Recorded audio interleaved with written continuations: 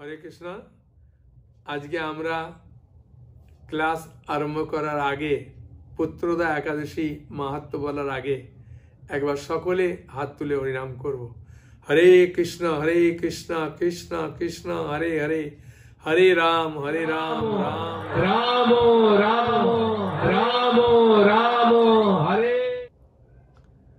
আনন্দের বিষয় যে সামনে যে একাদশী 21শে জানুয়ারি 6ই মাঘ, ওই দিন রবিবার পড়েছে। ওই একাদশীর নাম পুত্রদা একাদশী। আপনারা শুনেই খুব আনন্দ পাচ্ছেন না? বিশেষ করে যাদের সন্তান হয়নি তারা তো আনন্দে ভরে যাচ্ছে মন। খুব ভালো। আমার যদিও গলার আওয়াজ ভালো নয়, তবু আপনাদেরকে পেয়ে খুব আনন্দ যে আপনারা হরিকথা শুনতে চাইছেন। এই পুত্রদা একাদশী অনেক মাহাত্ম্য আছে। যারা সন্তান লাভ করেনি তারা তো করছে, যারা সন্তান পেয়েছে তারাও করছে। এমনকি যাদের সন্তান এখনো বিয়ে হয়নি তারাও পর্যন্ত এই পুত্রদা একাদশী করছেন। মানে এই একাদশী করার অর্থ এই নয় যে শুধু পুত্র লাভ। এই একাদশী করার মাধ্যমে ভক্তি লাভ হয়। যাদের পুত্র কন্যা হয়েছে তারা যাতে আরো ভালো করে পড়াশোনা করে বা আমার অনুগত হয়, সেই জন্যে করে। আর যাদের হয়নি তারা তো করেই। হ্যাঁ, এমনকি কয়েকজনের এই একাদশী করে হয়েছে। সবার তো ভিডিও নিয়ে আমাদের সম্ভব নয়। তা আমাদের অফিসে এসে একটা পরিবার এসেছিল এক জায়গা থেকে। তা তারা আনন্দে এসে তাদের উপলব্ধির কথা বললেন। তা আমি তাদেরকে জিজ্ঞাসা করলাম যে বলুন আপনি কি উপকার পেয়েছেন, কারা কারা উপকার পেয়েছেন, হ্যাঁ বলুন। তখন তারা হাত তুললেন, তুলে বলতে শুরু করলেন। হরে কৃষ্ণ। আপনারা কোথা থেকে এসেছেন? হরে কৃষ্ণ। আমরা হাওড়া বেলগাছিয়া থেকে এসেছি। কিছু বলবেন? হ্যাঁ বলবো। বল। আমি বলছি, আমরা হাওড়া বেলগাছি থেকে এসেছি। আমাদের হরে কৃষ্ণ। আমাদের বাড়ির পাশে একজন আছে, মানে আপনার এই গীতা পাঠ শুনে শুনে ওনার খুব উপকার হয়েছে আর ভালো লেগেছে। আর ওনার অনেক বহু বছর পরে একজন পুত্র সন্তানও এসছে। তাই সেটা আমরা পাশে থাকে শুনে আমরা আবার ওনার সাথে কথা বলতাম। তো উনি আপনার কথাটা বললো, তাই আপনার কাছে এসছি। অনেক খুঁজে আপনার কাছে এসছি। হরে কৃষ্ণ। খুব ভালো। হ্যাঁ হ্যাঁ। আর যার বাচ্চা আছে ওকে বলবেন যে এখানে এসে ভগবানের কৃপায় ওনার সন্তান হয়েছে, যাতে উনি এসে ভগবানের সেবা করেন, কয়েকটা গীতা দান করে যান। ঠিক আছে? হ্যাঁ, আমরা এসেছি প্রভু, আজকে আমরা একটা গীতা দান করতে। ঠিক আছে। সবাই একটা করবে, আমিও করব, আমরা সবাই করব। আশীর্বাদ করবেন। নিষ্ঠা সহকারে করলে, ভগবানের কাছে প্রার্থনা করলে পাওয়া যায়। হ্যাঁ, জমিতে ধান ছড়ালে সব ধানে যে বীজ হবে, গাছ হবে এমন নয়। কিছু কিছু মানে ধান অন্য জায়গায় চলে যায়, হয় না, কিন্তু বেশিরভাগ হয়। শাস্ত্রের কথা যদি শোনেন, বেশিরভাগ মানুষ উপকার পেয়েছেন। আপনাদেরকে আমি পরে আরো দু একটা উদাহরণ দিতে পারি সময় থাকলে। ঠিক আছে? এই পুত্রদা একাদশী সত্যি করে যারা করেন তারা খুব আনন্দ পায় তা নয়। এই পুত্রদা একাদশী করার মাধ্যমে ভগবানের চরণে ভক্তি লাভ হয়। 1 নম্বর। 2 নম্বর, অনেকে মনে করেন যে প্রভু আমি তো পুত্রদা আমার হয়ে গেছে, পুত্র বা কন্যা, আমি আর করব কেন? সাধারণত শাস্ত্রে আছে পুত্রার্থে ক্রিয়াত ভার্যা, মানে পুত্র লাভের জন্যই স্ত্রী গ্রহণ করে। আর পুত্র হওয়ার পরে কি করে? পুত্র পিণ্ড প্রয়োজনম, মানে বাবা মার উদ্দেশ্যে পিণ্ড দান করবে, শ্রাদ্ধ শান্তি করবে, সেই জন্য পুত্র চায়। আর ভাগবতে উল্লেখ আছে পুত্র কথার অর্থ হচ্ছে বাবা মা বিভিন্ন কারণে পুত নামক নরকে হাজির হয়, সেখান থেকে যিনি উদ্ধার করতে পারেন ওই পুত্র। এখন এই জগৎটা সত্যি করে বলতে কি দুঃখময় জগৎ। যাদের সন্তান হয়নি তারা দুঃখ পাচ্ছে, যাদের সন্তান হয়েছে তারাও দুঃখ পাচ্ছে। খুব কম মানুষ আছে যে সন্তান পেয়ে খুব খুশি, বুঝেছেন? সেই জন্যে বিভিন্ন জায়গায় চাণক্য পণ্ডিত একটা খুব সুন্দর শ্লোক বলেছেন, কোহর্ত পুত্রেন জাতেন জন বিদ্যা ন ধার্মিক কানেন চক্ষুষা কিংবা চক্ষু পীড়েব কেবলম। যে পুত্র ধার্মিক নয়, ও বিদ্যান নয়, সে পুত্রের কি মূল্য? সেই রকম পুত্রকে শুধু একটি কানা চোখের সঙ্গে তুলনা করা যায়, যা কেবল যন্ত্রণায় দান করে। এখন এই যে পুত্রগুলো লাভ হয়, এই পুত্রগুলো যদি শাস্ত্র অনুযায়ী, শাস্ত্রের কথা মতো গীতা ভাগবত পড়ার মাধ্যমে যদি সন্তান লাভ হয়, তাহলে এই সন্তানগুলো খুব ভালো হয়, বুঝেছেন?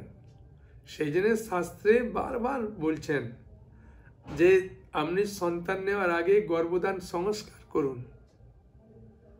গর্ভধান সংস্কার করার ফলে এবং তাহলে বাচ্চা যে হবে সেটা খুব সুসন্তান হবে। গর্ভধান সংস্কার মানে অন্য কিছু নয়, যেদিন তারা সন্তান নেওয়ার ইচ্ছা করবে তারা ওই দিন ভালো করে ভোরে উঠে স্নান করবে, ভগবানকে ধূপ দীপ আরতি করবে, ভগবানের কাছে খুব সুন্দর প্রার্থনা করবে স্বামী স্ত্রীতে মিলে, যে আজকে আমরা প্রভু একটা ভালো সন্তান নিতে চাইছি। গুরুদেবের কাছে প্রার্থনা করবে, বৈষ্ণবদের কাছে প্রার্থনা করবে, এবং ভোগ লাগিয়ে ওই দিন প্রসাদ খেতে হবে, বুঝেছেন? আপনি বলেন প্রভু আমার বাড়িতে ভোগের পাত্র নেই, এ নেই। এমনি তো প্রতিটা বাড়িতেই সপ্তাহে একদিন নিরামিষ হয়, এটা তো অস্বীকার করতে পারবেন না। তা ওই নিরামিষ পাত্রে আপনি যেটা রান্না করলেন সেটাই ভগবানকে দিয়ে নিবেদন করে আপনি গ্রহণ করলেন, হরিনাম করলেন ভালো করে, হ্যাঁ, এবং ভগবানের কাছে বারবার প্রার্থনা করে স্বামী স্ত্রীতে তারপরে সন্তান নেওয়ার ইচ্ছা প্রকাশ করেছেন, সেটা ভগবানকে বললেন। এটাই হচ্ছে গর্ভধান সংস্কার, অন্য কিছু নয়।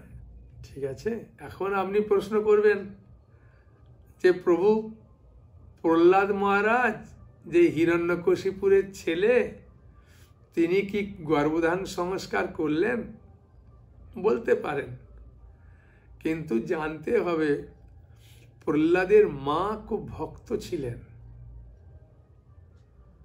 তাই হিরণ্যকশিপুর যখন মন্দার পর্বত থেকে তপস্যা ভঙ্গ হলো, নারায়ণ নাম শ্রবণ করে তিনি খুব ক্রোধান্বিত হলেন, আমার শত্রুর নাম কে করছে। তা তিনি ফিরে এলেন।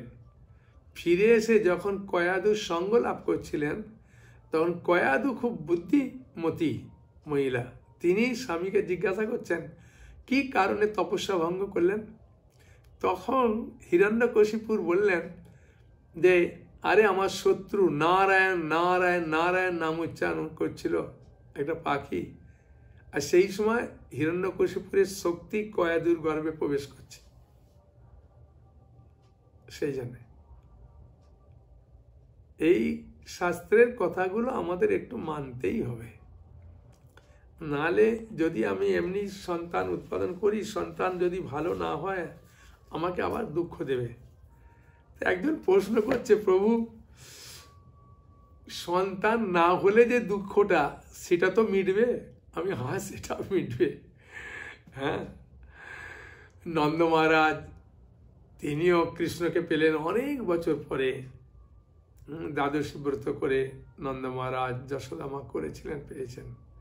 আর ভগবান রামচন্দ্রকে পেলেন দশরথ মহারাজ, 4 পুত্র পেলেন, ঠিক আছে, কিন্তু বহুদিন পর তিনি যখন জানতে পারলেন তার মন্ত্রীর মাধ্যমে যে একটি যজ্ঞ করতে হবে, ঋষ্যশৃঙ্গ মুনিকে এনে যজ্ঞ করলেন। সেই যজ্ঞ থেকে, সেই পুত্রেষ্টি যজ্ঞের মাধ্যমে যে পায়েস উঠেছিল অমৃত, সেই পায়েস 4 রানীকে খাওয়ানোর পরে সন্তান হয়েছে। এখন প্রশ্ন হচ্ছে, সেই যজ্ঞ তো ত্রেতা যুগে, এখন তো নেই, তাই কলিযুগের জন্য যজ্ঞ হচ্ছে হরিনাম যজ্ঞ। হ্যাঁ, এই কলিযুগে হরিনাম যজ্ঞ হচ্ছে মেন। আর গ্রন্থ পড়ার মধ্যে ভাগবত আপনাকে পড়তে হবে। এখন আপনি যদি বলবেন যে প্রভু আমি এগুলো পালন করব না, শুধু সন্তান সন্তান করে যাব, একটা পরিবার এলো, তার স্ত্রী তার স্বামীকে দেখা হলেই খালি রেগে মেগে বলে, তুমি একটা সন্তান দিতে পারো না, তুমি কিরকম আমার স্বামী? হ্যাঁ, তা আমি বললাম যে ভাগবত পড়তে, তখন বললেন না ভাগবতটা পড়বো না। তাই হলো সন্তান হবে কি করে? ভাগবতে কত সুন্দরভাবে বলেছেন দেখুন। এটা হচ্ছে ভাগবতমে 4th স্কন্ধ, দেখেছেন, 2য় ভাগ। সেখানে পিতু মহারাজের ভগবত ধামে গমন, সেখানে খুব সুন্দরভাবে বলছেন। দেখুন কি বলছেন শ্লোকটা, 4th স্কন্ধ 23 অধ্যায় 33 নম্বর শ্লোক। ত্রিকিত্ত ইদমাকর্ণ নরো নার্যত বাদ্রিতা অপ্রজসু প্রজতম নির্ধন ধন বত্তম। মানেটা শুনুন। স্ত্রী পুরুষ নির্বিশেষে গভীর শ্রদ্ধা সহকারে পিতু মহারাজের এই কাহিনী শ্রবণ করলে পুত্রহীন বহু পুত্র লাভ করবে, একটা নয় বহু পুত্র, আর সেগুলো সব সুপুত্র হবে, বুঝেছেন, কুপুত্র হবে না। এবং নির্ধন ব্যক্তি ধনী শ্রেষ্ঠ হবেন, তাহলে ধনও পাবেন সন্তানও পাবেন। শিল প্রভুপাদ তাৎপর্যে বলছেন, কেবল পিতু মহারাজের জীবন চরিত্র শ্রবণ করার ফলে প্রচুর ধন সম্পদ সন্তান সন্ততি লাভ করা যায়, বুঝেছেন। এই অধ্যায়টাতে মাত্র 39টা শ্লোক আছে। আপনি যদি প্রতিদিন একটা করে শ্লোক পাঠ করবেন স্বামী স্ত্রীতে, এর কিছু নিয়ম আছে। সকালে ঘুম থেকে উঠে স্নান করলেন, স্নান করে হ্যাঁ ভগবানকে প্রণাম করলেন, ধূপ দীপ দিলেন, দিয়ে এই ভাগবতম 4th স্কন্ধ 23 অধ্যায়ে একটা করে শ্লোক বা শ্লোকের অনুবাদগুলো 39টা পড়তে পারেন, বা প্রতিটা শ্লোক শব্দার্থ অনুবাদ তাৎপর্য পড়তে বেশিক্ষণ লাগবে না, জোর 10 থেকে 12 মিনিট লাগবে। পড়লেন, পড়ার পরে অঙ্কুরিত একটু ছোলা খাবেন, 1 মুঠো করে দুজনে স্বামী স্ত্রী মিলে। তার আধা ঘন্টা বাদে আপনি পেট ভরে কিছু খেতে পারেন। আর ভগবানের কাছে প্রার্থনা করবেন, হরিনাম করবেন। সন্তান লাভ করলেও দেখবেন খুব আনন্দ পাচ্ছেন। হ্যাঁ, কয় ধরনের সন্তান আছে আমি যে সময় থাকে বলবো, ঠিক আছে? হ্যাঁ, তাহলে বুঝতে পারবেন যে কয় ধরনের সন্তান আছে এই জগতে। এখন আমি পুত্রদা একাদশীর মাহাত্ম্য বলবো, ঠিক আছে? মন দিয়ে শ্রবণ করবেন, তাহলে খুব আনন্দ পাবেন। হ্যাঁ,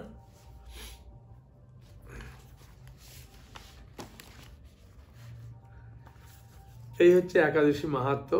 ঠিক আছে। মহারাজ যুধিষ্ঠির ভগবান শ্রীকৃষ্ণকে প্রশ্ন করলেন যে হে প্রভু, দয়া করে আমাকে পৌষ মাসের শুক্লপক্ষের কি একাদশীর নাম, তার মাহাত্ম্যই কি, এবং পূজা করার বিধি কি, এবং পালন করলে কি লাভ, সেই সম্বন্ধে আমাকে সুন্দরভাবে বর্ণনা করুন।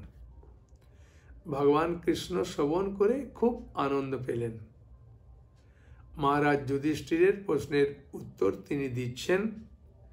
শ্রীকৃষ্ণ বললেন, হে মহারাজ, এই একাদশী পুত্রদা নামে প্রসিদ্ধ, সর্বপাপ বিনাশিনী, এবং কামদা এই একাদশীর অধিষ্ঠাত্রী দেবতা হলেন সিদ্ধিদাতা নারায়ণ। ত্রিলোকে এর মতো শ্রেষ্ঠ ব্রত নেই। এই ব্রতকারী নারায়ণ বিদ্বান ও যশস্বী করে তোলেন। এখন আমার কাছে এই ব্রতের মাহাত্ম্য শ্রবণ করুন। তাই ভগবান কৃষ্ণ বলছেন, যুধিষ্ঠির মহারাজ মন দিয়ে শ্রবণ করছেন। এখন আমি দেখে দেখে পাঠ করব, আপনারা মন দিয়ে শ্রবণ করুন। হ্যাঁ, খুব আনন্দ পাবেন। ভদ্রাবতী পুরীতে সুকেতুমান নামে এক রাজা ছিলেন। ঠিক আছে। ভদ্রাবতী নগরীতে সুকেতুমান নামে এক রাজা ছিলেন এবং রানীর নাম ছিল শৈবা। রাজা দম্পতি বেশ সুখেই দিন যাপন করছিলেন। বংশ রক্ষার জন্যে বহুদিন অতিবাহিত হলো, কিন্তু কোনো সন্তান তারা লাভ করতে পারলেন না।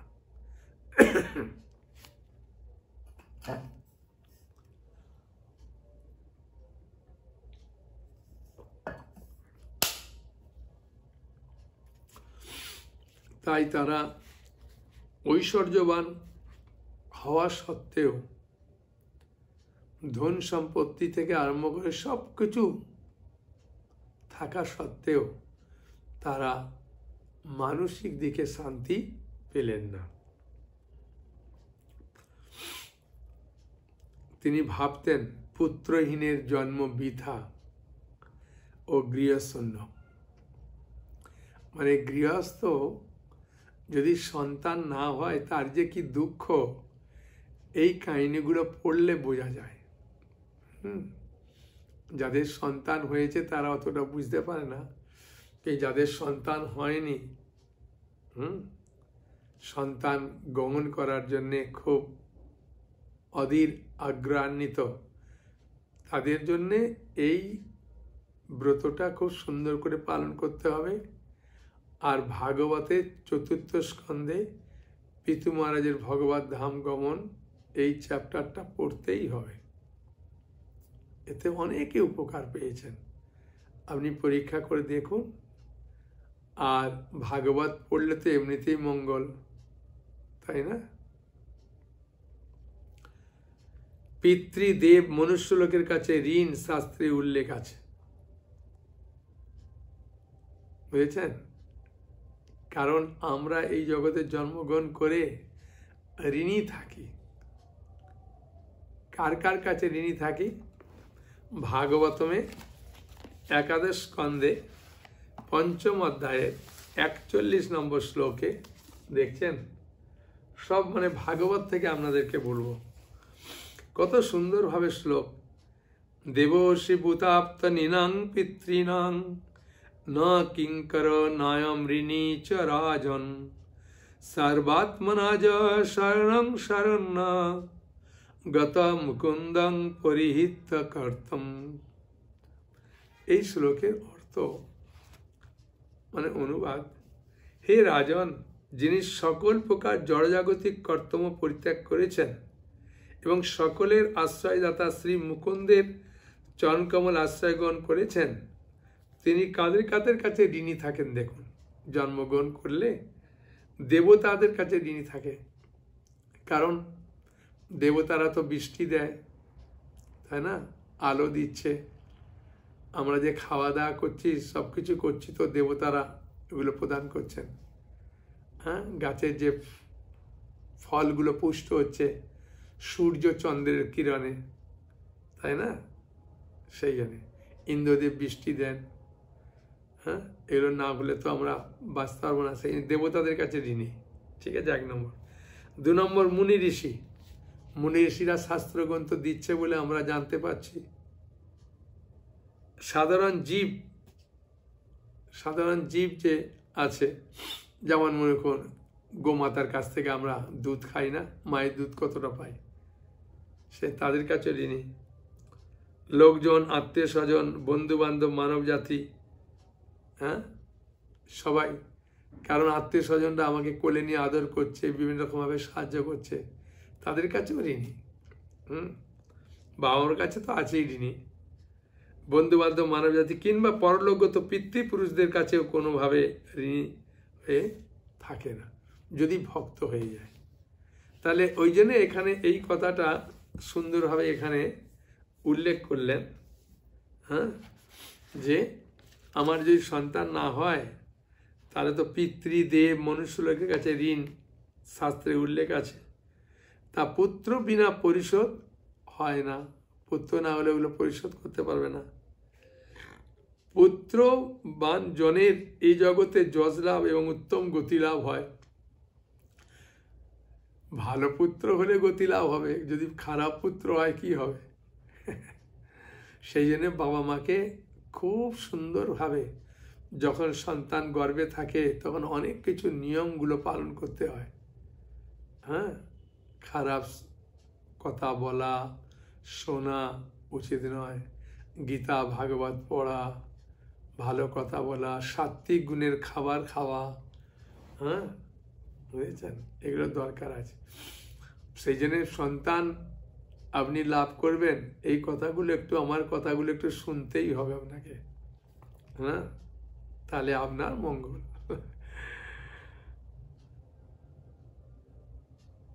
তাদের আয়ু, আরোগ্য, সম্পত্তি প্রভৃতি বিদ্যমান থাকে। নানা দুশ্চিন্তাগ্রস্ত রাজা আত্মহত্যা করবেন বলে স্থির করলেন। মানে রাজা এত মন খারাপ, বিশেষ করে সন্তান না হলে মায়েদের বেশি কষ্ট হয়। অন্য কোলে, মায়ের কোলে বাচ্চা দেখলে ওর মনে খুব কষ্ট হয়, বাবাদের থেকে মায়েদের বেশি কষ্ট হয়, আমি এটা শুনেছি। এ রাজা বলছেন, মানে দুঃখে সন্তান হয়নি, রানীমাও নিশ্চয়ই কিছু বলছেন, তাই রাজা আত্মহত্যা করে বলে স্থির করেছেন। কিন্তু তিনি বিচার করলেন, দেখুন কথাগুলো খুব সুন্দর কথা। রাজা বিচার করলেন, কি বিচার করলেন? আত্মহত্যা করবেন বলে স্থির করেছেন, কিন্তু বিচারটা কি করলেন ভালো করে শুনুন। আত্মহত্যা করা মহাপাপ, বুঝেছেন? সেই জন্য বলছেন এখানে, দেখুন, কেবল দেহের বিনাশ হবে, আমার এই দেহটার বিনাশ হবে, কিন্তু পুত্র হীনতা তা দূর হবে না। সে রাজা বিচার করে তার মনকে পরিবর্তন করলেন, করে তিনি এবার কি করছেন আমরা শুনব। তারপর একদিন রাজা নিবিড় বনে গমন করলেন, মানে মনের দুঃখে বনে গমন করেছেন। বনে ভ্রমণ করতে করতে দ্বিপর অতিক্রান্ত হলে, হ্যাঁ, রাজা ক্ষুধা তৃষ্ণায় অত্যন্ত কাতর হলেন। এদিক ওদিক জল আদির অনুসন্ধান করতে লাগলেন। তিনি চক্রবাক, রাজহংস, নানা রকম মাছে পরিপূর্ণ একটা মনোরম সরোবর দেখতে পেলেন। যদি কেউ ইচ্ছা করে না, ভগবান তাকে সাহায্য করেন, এইটা আমাদের জানতে হবে। তাই রাজা ক্ষুধার্ত, তৃষ্ণার্ত, তাই একটা সরোবর পেলেন। শুধু সরোবর পাননি, এবার কি পাচ্ছেন দেখুন। সরোবরের কাছে মুনিদের একটা আশ্রম ছিল, তিনি সেখানে উপস্থিত হলেন। সরোবরের তীরে মুনিগণ বেদ পাঠ করছিলেন। মুনিবৃন্দের শ্রীচরণে তিনি দণ্ডবত প্রণাম করলেন। হ্যাঁ, ওই জন্য বেদ মানুষ বুঝতে পারবে না বলে ব্যাসদেব এই ভাগবত রচনা করেছেন, গীতা রচনা করেছেন। বুঝেছেন? তাই মুনিগণ রাজাকে বললেন, হে মহারাজ, আমরা আপনার প্রতি প্রসন্ন হয়েছি, আপনার কি প্রার্থনা বলুন। কেন? রাজা মুনিদের কাছে গিয়ে দণ্ডবত প্রণাম করেছে শ্রদ্ধার সঙ্গে, হ্যাঁ, সেই জন্য মুনিরা খুব খুশি হয়েছেন। রাজা বললেন, আপনারা কে, কি জন্যই বা এখানে সমবেত হয়েছেন? মুনিগণ বললেন, হে মহারাজ, আমরা বিশ্বদেব নামে প্রসিদ্ধ এই সরোবরে স্নান করতে এসেছি। আজ থেকে 5 দিন পরেই মাঘ মাস আরম্ভ হবে। আজ পুত্রদা একাদশী তিথি। পুত্র দান করে বলেই এই একাদশীর নাম পুত্রদা। তাদের কথা শুনে রাজা বললেন, হে মুনিবৃন্দ, আমি অপুত্রক, তাই পুত্র কামনায় অধীর হয়ে পড়েছি।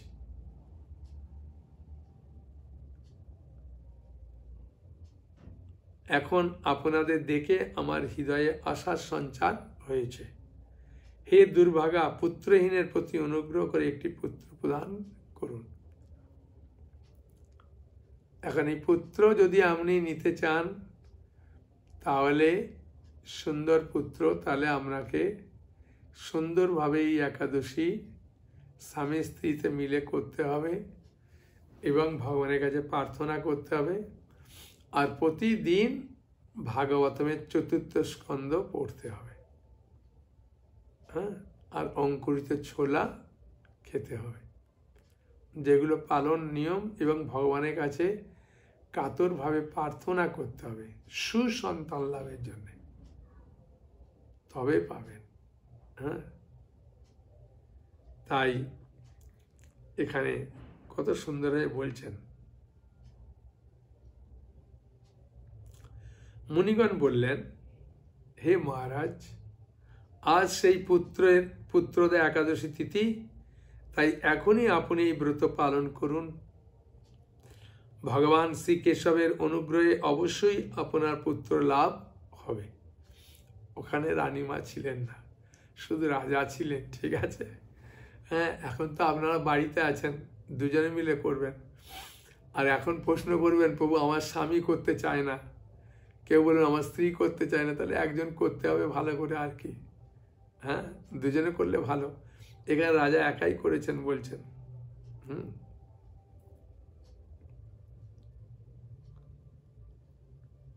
মুনিদের কথা শোনার পর যথাবিধানে রাজা কেবল ফল মূলা দিয়ে আহার করে সেই ব্রত অনুষ্ঠান করলেন। দ্বাদশী দিনে উপযুক্ত সময়ে শস্যাদি সহযোগে পালন করলেন। পালন মানে হচ্ছে একাদশীটা ভঙ্গ করা। হ্যাঁ, এই একাদশীর পালনের টাইমটা বলে দিই। এই একাদশী পালনের টাইমটা 22শে জানুয়ারি সোমবার। একাদশীর পালন হচ্ছে 6:19 থেকে 9:58 মধ্যে। 6:19 থেকে 9:58 মধ্যে, অর্থাৎ আপনারা 6:30, 7টা, 8টা, 8:30, 9টার মধ্যে, হ্যাঁ, কিছু জগন্নাথের যে শুকনো প্রসাদ থাকে ওটা খেলে সব থেকে উত্তম। যদি বলেন যে না আমার কাছে নেই, তাহলে একটু সুজি রান্না করে দিতে পারেন, হ্যাঁ, ভগবানকে পায়েস রান্না করে দিতে পারেন। বা যদি বলেন তাও সময় নেই, আমাদের একাদশী পাত্র নেই, এই নিরামিষ পাত্র নেই, তাহলে চিড়া, কলা, গুড় বা আমুল দুধ দিয়ে, হ্যাঁ, চিড়া একটু মেখে ভগবানকে দিলেন। ওটা সামান্য একটু খেলেই পালন হয়ে যায়। তারপরে ওটা সামান্য একটু খাওয়ার পরে তারপরে আপনি এবার পেট ভরে ভাত, ডাল, সবজি, রুটি, মুড়ি সব খেতে পারেন।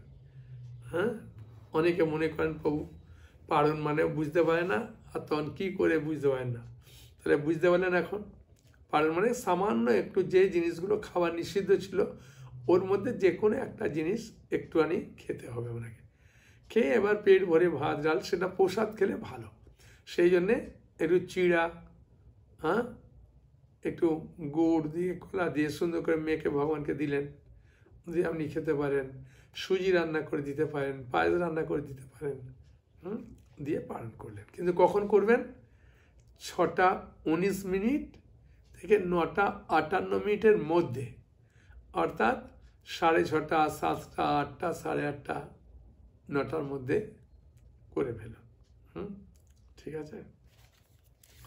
তাই রাজাও খুব সুন্দরভাবে পালন করেছেন। মুনিদের প্রণাম নিবেদন করে নিজ গৃহে ফিরে গেলেন। ব্রত প্রভাবে রাজার যথাসময়ে একটি তেজস্বী পুত্র লাভ হলো। তেজস্বী পুত্র মানে খুব সুন্দর পুত্র লাভ হয়েছে, হ্যাঁ, যেমন শক্তিমান, গুণবান, রূপবান সব দিকে। তো এই জন্য ব্রত পালন বা ভগবানের গ্রন্থ পড়া, সাধুগুরু বৈষ্ণবের কথা মতো চলা, এগুলো হচ্ছে ভালো সন্তান লাভের একটা উপায়। হে মহারাজ, এই ব্রত সকলেই পালন করা কর্তব্য। এই ব্রত এমন নয় যে শুধু হিন্দুরা করবে, হ্যাঁ, যে কেউ করতে পারে, যে কোনো সম্প্রদায়ের করতে পারে। যে আমি কৃষ্ণ ভক্ত নয়, আমি করব না, আমি তো ওর দিকে দীক্ষিত করব না। এই একাদশী ব্রত করার কোনো নিয়ম নেই, যে কেউ করতে পারে, হ্যাঁ, তাতে কোনো অসুবিধা নেই। আর একাদশী ব্রত করলে তার ফল পাবেনি, হ্যাঁ, সেটা থেকে কখনো বঞ্চিত হবেন না। আর একাদশী পালনের কোনো নিয়ম নেই যে আমি অসুচি হয়ে গেছি, আমার বাড়িতে কেউ মারা গেছে, কি কেউ জন্মগ্রহণ করেছে, হ্যাঁ, কি আমার বাড়িতে কি 1 বছর হয়নি, কেউ মারা গেছে বলে করতে হবে না, এরকম কোনো নিয়ম নেই। হ্যাঁ, কি আমি একা করতে পারবো না, সবাই মিলে করবো না, না, যে কেউ একাদশী করতে পারে। ঠিক আছে? স্বামী, স্ত্রী, ছেলে, মেয়ে, যে কেউ, একজনও বাড়ির করতে পারে। অনেক আছে আমাকে ফোন করে বলেন, প্রভু আমার বাড়িতে কেউ জানে না আমি একাদশী করি, হ্যাঁ, কোনো অসুবিধা হবে না? তবে না, কোনো অসুবিধা নেই, তাতে বাড়ির মঙ্গল হবে, একজন করলেও বাড়ির মঙ্গল হবে, কোনো অসুবিধা নেই। মানব কল্যাণ কামনায় আপনার কাছে আমি এই ব্রত কথা বর্ণনা করলাম। মুনি ঋষিরা বলছেন, এই জন্যে বলছেন। এবং ভগবান কৃষ্ণ যুধিষ্ঠির মহারাজকে বলছেন যে মানব কল্যাণের জন্যে আমি এই ব্রতের মাহাত্ম্য বললাম। নিষ্ঠা সহকারে যারা এই পুত্র একাদশী ব্রত পালন করবে, তারা পুত নামক নরক থেকে পরিত্রাণ লাভ করবে।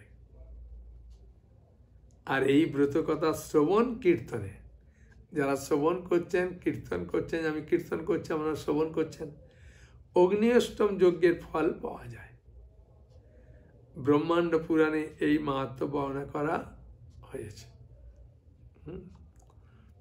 সেই জন্যে এই পুত্রদা একাদশী লাভ করতে গেলে আপনাদেরকে সুন্দরভাবে সবকিছু পালন করতেই হবে। হ্যাঁ, এখন কারো কোনো কিছু প্রশ্ন থাকলে বলুন। হ্যাঁ মাতাজি বলুন। ও 500 টাকা সেটটা নেবেন? 500 টাকা সেটের মধ্যে একাদশী মাহাত্ম্য আপনি যে চাইছেন, একাদশী মাহাত্ম্য বইটাও আছে, বুঝেছেন? অসুবিধা নেই, আপনি এর মধ্যে 12টা বই পাবেন, বুঝেছেন, খুব সুন্দর সুন্দরভাবে। একাদশী মাহাত্ম্য থেকে আরম্ভ করে সম্পূর্ণ গীতা আছে বাংলায়। তারপরে ভগবানকে যে ভোগ লাগাবেন সেটা রান্নার বইটাও খুব সুন্দর আছে। তারপরেতে যদি আপনি গীতা বাংলায় পড়তে না পারেন, সেই নিয়ে গীতার গান আকারে একটা করেছে বই। তারপরে পূজার যেসব বিধি নিয়মগুলো আছে, ভোগ লাগাবেন কি করে, তার মন্ত্র কি, তুলসীকে জলদানের মন্ত্র কি, একাদশী দিনে কি গান গাইব, সব কিছু এই বইটাতে আছে। হ্যাঁ, এইভাবে আপনি টোটাল 12টা বই পাচ্ছেন, খুব সুন্দর সুন্দর। একজন মাতাজি বলছেন, প্রভু নৃসিংহদেবের বইটা আছে? আমি হ্যাঁ ওটাও আছে। হ্যাঁ, কেউ কেউ বলেন প্রভু আমার ছেলে তো বিজ্ঞান নিয়ে পড়ে, একটা বিজ্ঞানমূলক বই দেবেন, সেই জন্য একটা বিজ্ঞানমূলক বই দিচ্ছি, জীবন আসে জীবন থেকে।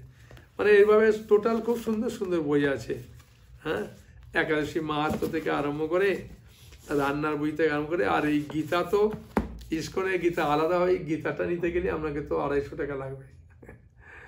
এগুলো পাচ্ছেন। হ্যাঁ, বুঝেছেন? আর আপনার প্রশ্ন বলুন। ও পাড়নের চাল, পাড়নের চালটা তো আপনি পাবেন, এই 500 টাকা সেটটা নিলেও পাবেন, ভাগবত নিলে তো এগুলো সব পাচ্ছেন, 12টা বই পাচ্ছেন, জগন্নাথের এই মহাপ্রসাদ পাড়নের পাচ্ছেন, খুব সুন্দর নৃসিংহের তুলসী পাচ্ছেন, তারপরেতে পঞ্জিকাটা পাবেন, এটাতে কখন পাড়ন হবে, কবে একাদশী সব পাবেন। এবার টোটাল 15টা জিনিস পেয়ে যাবেন 500 টাকা। আর ভাগবত নিলে এগুলো সব ফ্রি, পেয়েছেন? হ্যাঁ, চৈতন্য নিলে আপনি কিছু বই পাবেন তো বটেই, অসুবিধা নেই। হ্যাঁ, আপনার প্রশ্ন বলুন।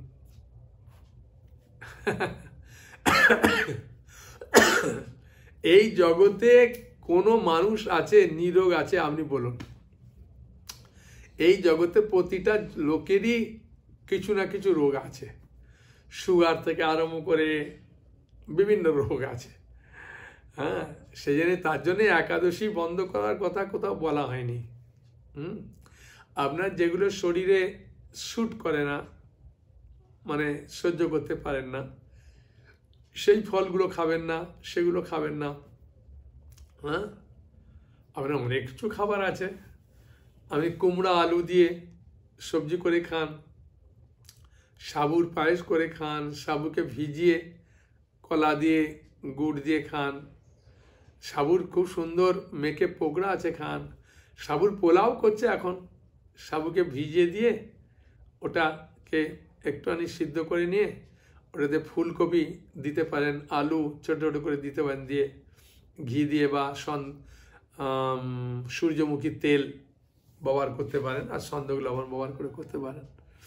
দেখুন আপনার যেটা মাতাজির সুবিধে, শরীরের যেটা পছন্দ হয় সেটা করে করুন। একাদশীটা শরীর খারাপ বলে বন্ধ না করলে ভালো।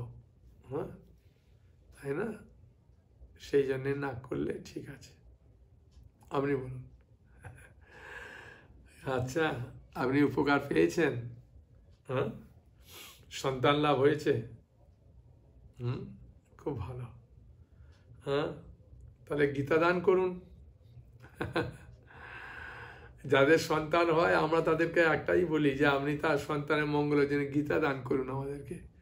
আর সেই গীতা আমরা গরিব মানুষদেরকে বিভিন্ন সময় দিই, যেমন বৈশাখ মাসে আমি অনেক সময় ফ্রি দিচ্ছি এই গীতা, ওই গীতাগুলো আমি তাদেরকে দিই। অনেক মানুষ আছে একদম পুরা ফ্রি দিলে কি হচ্ছে, মানুষ নিয়ে পড়ছে না।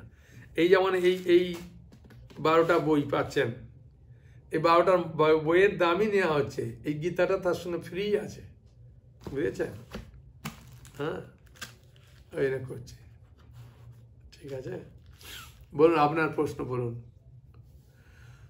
ও 5 ধরনের যে সন্তান, কোন ধরনের সন্তান চাইবেন, তো একটু বড় কাহিনী। পদ্মপুরাণে উল্লেখ আছে, বৈশাখ মাসের মাহাত্ম্যতে আমি অনেকবার বলেছি। হ্যাঁ, শর্টে বলে দিচ্ছি যে এক ব্রাহ্মণ আর এক ব্রাহ্মণীর পুত্র সন্তান, কোনো কিছু হয়নি, তাই ব্রাহ্মণী খুব সবসময় যে দুঃখ পায়, আর ব্রাহ্মণ এসে দেখে যে আমার স্ত্রী এরম সবসময় দুঃখিনী হয়ে আছে একটা সন্তানের জন্যে, তাই উনি চিন্তা করলেন যে আমি ছেড়ে চলে যাব তোমাকে। তখন ওর স্ত্রী খুব বুদ্ধিমতী। হ্যাঁ, তিনি বলছেন তুমি যখন ছেড়ে যাবে তাহলে আগামী পরশু দিন যেও। বললে ঠিক আছে তাই, যখন স্ত্রী অনুমতি দিয়েছে খুব খুশি। বললেন আমরা আগামীকাল গুয়াহাটিতে বশিষ্ঠ মুনির আশ্রম আছে, ওখানে যাব গুরুজির কাছে। তখন গুরুজির কাছে গেছেন, গিয়ে প্রণাম করেছেন। তা গুরুজির সঙ্গে সঙ্গে বলছেন বলুন, কেন সাধু সন্ন্যাসীর কাছে আসে কিছু পাওয়ার জন্যে, সোজা কথা, কিছু আশীর্বাদ নেওয়ার জন্যে, কিছু কামনা বাসনা পূর্তি করার জন্যে। তাই বশিষ্ঠ মুনি জিজ্ঞাসা করতে বললেন আমাদের পুত্র হয়নি। তখন বললেন কোন ধরনের পুত্র চান? তখন ব্রাহ্মণ বলছেন যে কোনো একটা পুত্র হলেই হলো। হ্যাঁ, তখন স্ত্রী বুদ্ধিমতী বলছে চুপ করো তুমি, গুরুজি আমরা বুঝতে পারছি না প্রশ্নটা আপনি যে করলেন আর উত্তরটাও কি দেবো বুঝতে পারছি না, আপনি একটু খুলে বলুন তাহলে বুঝতে পারবো। তখন বশিষ্ঠ মুনি বললেন এই জগতে মানুষ 5 ধরনের সন্তান পায়। ঋণজাত সন্তান, মানে কারো কাছে ঋণ করেছেন সেটা পরিশোধ করেননি, চাইতে গেলেই আপনি রেগে যান খুব, ও পরে পুত্র রূপে এসে আপনাকে কষ্ট দেবে, বিভিন্ন জায়গায় ঋণ করে আপনাকে কষ্ট দেবে। আর শত্রুজাত সন্তান, হ্যাঁ, কারোর সঙ্গে শত্রুতা আছে, দেখলি আপনি দাঁত ফাঁত খিচিয়ে দেখে তোকে সুযোগ পেলে একদম কেটে ফেলবো, ও মারা গেছে, ও পরে ওর পুত্র রূপে আসতে পারে। হ্যাঁ, এসে ওই দেখবেন অনেক সময় এগুলো বাস্তবে না দেখলে তোমার সিনেমাতে দেখতে পাবেন, খবরে কাগজে দেখতে পাবেন, ছেলে বাবাকে কেটে দিয়েছে গো, হ্যাঁ, সম্পত্তির লোভে। এই হচ্ছে শত্রুজাত সন্তান। আর দুষ্কর্মজাত সন্তান মানে কোনো এমনই একটা দুষ্কর্ম করেছেন, কাকে দুষ্কর্ম করে কারো ক্ষতি করেছেন, সে আপনাকে এই সন্তান রূপে এসে এমন দুষ্কর্ম করবে আপনার মান সম্মান সব নিয়ে যাবে। এরকম অনেক হয়েছে, তো ব্যাখ্যা করার কিছু কারণ নেই। হ্যাঁ, কে কার ছেলেকে নিয়ে পালিয়ে গেছে, কার বউকে নিয়ে চলে গেছে, তো একটা লজ্জা হয়। 3টে বললাম না, ঋণজাত, শত্রুজাত আর দুষ্কর্মজাত। 4র্থ হচ্ছে সুসন্তান। আর যাই সুসন্তান বলেছেন ব্রাহ্মণ তাদের লাফিয়ে উঠে বলছেন তাহলে ওইটাই চাই। তখন ওর স্ত্রী বলছেন বসো বসো বসো, গুরুজি এরা বলছেন শোনো। ওই সুসন্তান সে বাবা মাকে দেখাশোনা করবে, শ্রাদ্ধ শান্তি করবে, পিণ্ডদান দেবে, হ্যাঁ, গীতা ভাগবত পড়বে, পড়ে শোনাবে, বা আমাকে গীতা ভাগবত কিনে দেবে, হ্যাঁ, ভক্তিপথে তাকে খুব সাহায্য করে। আর 5 নম্বর সন্তান হচ্ছে উদাসীন সন্তান। উদাসীন সন্তান মানে ও কৃষ্ণ ভক্ত হয়ে বা আমাকে প্রকৃত তাকে পুদনা মুন্ডা থেকে উদ্ধার করবে। তখন ব্রাহ্মণ বলছে না না না, আমরা সুসন্তানটাই চাই। তখন বশিষ্ঠ মুনি বললেন সুসন্তান নিতে গেলে আপনাকে খুব সুন্দরভাবে বৈশাখ মাস পালন করতে হবে। তো শুনে করেছিলেন, পুত্র হয়েছিল। তো এইভাবে শাস্ত্রে খুব সুন্দর সুন্দর অনেক সুন্দর সুন্দর উদাহরণ আছে আমাদের মঙ্গলের জন্যে। হ্যাঁ, সেই জন্যে সাধু সঙ্গ করা দরকার, গীতা ভাগবত পাঠ করা দরকার, সকালে ঘুম থেকে উঠে ভগবানকে প্রণাম করা দরকার, একটু আরতি করলেন, একটু ধূপ দীপ দিলেন, হরিনাম করলেন, হ্যাঁ, তাহলে আপনি পাবেন। হ্যাঁ, সন্তান, সেই সন্তানই প্রকৃতপক্ষে ভালো সন্তান। ঠিক আছে? হরে কৃষ্ণ কৃষ্ণ কৃষ্ণ হরে হরে, হরে রাম রাম রাম হরে হরে। হরি বল। সকলে ভালো থাকুন। হরে কৃষ্ণ।